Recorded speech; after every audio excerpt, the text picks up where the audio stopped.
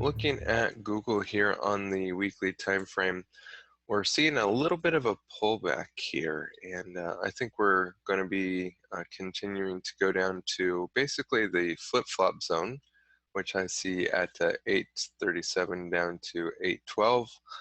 I'd like to see price basically support that area, as this would be the previous highs becoming support again, or becoming demand as supply and demand changes over time. So that's the weekly level that we're going to be looking at as just a little pullback. And I'm thinking this is just a pullback in the overall grand direction of the trend to the upside. Looking at the daily time frame, again, you can see the confluence of zones down here. You can see this zone from 834 down to 825 and 822 down to 812. So those two zones are in confluence of the big weekly time frame.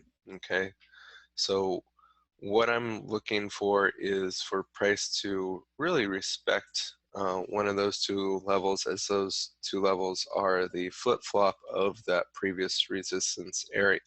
Looking at the 4-hour time frame, again, you can see the confluence of zones down here, and we've been busting through a lot of support here as we've approached this weekly level, and I'm looking for price to continue to dive down a little bit lower as we have this blue 4-hour time frame, as we have this blue 4-hour zone from 831 down to 825. So I'd like to see us at least hit that level. But the fresh levels are down here at the bottom of the zone. So I could see us easily coming down to 821 down to 814. So really that's the level that I'm looking for price to do something with, is down here, the fresh level inside of the big weekly level, inside of the daily level, really looking for that nice confluence down below at the fresh area of support inside of those big demand zones. So for this week, I am looking for price to continue down, even though we are in an uptrend. Looking at for this week, here on the weekly time frame, you can see we had two weekly zones forming really tight consolidation, and we've broken to the downside here on the weekly time frame. And I really want to point out where last year's low was, down here at 1102. I feel like this is a real good support level, and we haven't broken this level yet to the downside. If we do break the level, we could go down to 1057. But again, this is really big time frame, so I'm looking for this area to still hold support.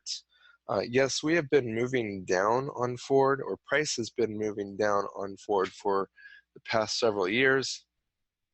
We found ourselves in some consolidation here over the past year, and now we're retesting last year's lows. Okay, so I think that these lows here could possibly still hold. It's a little too early to tell, but know that we're getting to the extreme of where last year's price movement was, as well as a possible range play back up into the 1385 area. But for this week, I could see us still continuing to the downside here and really retesting the 1102 zone to see how strong is that level. Okay, so right now I feel like this is at a decision point, and we could possibly see price bounce to the upside, or start to bounce to the upside this coming week, if price does respect the 1102 bottom.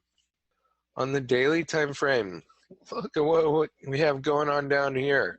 At 1146 down to the 1102, we have a nice daily zone, and look at how many times this thing has been hit. Because it's been hit, because it's purple, we already know that it's been hit several times. And again, this level was formed in February of last year, and it looks like we're going to be coming down into this zone to really find out how strong this level truly is. So we do have some good support down here, but I'm just not sure how strong it's going to be. So be looking for the turn here at the extremes of last year's lows, but also look for price to possibly power through it. So make sure that you have price action confirmation before doing anything at this decision point here.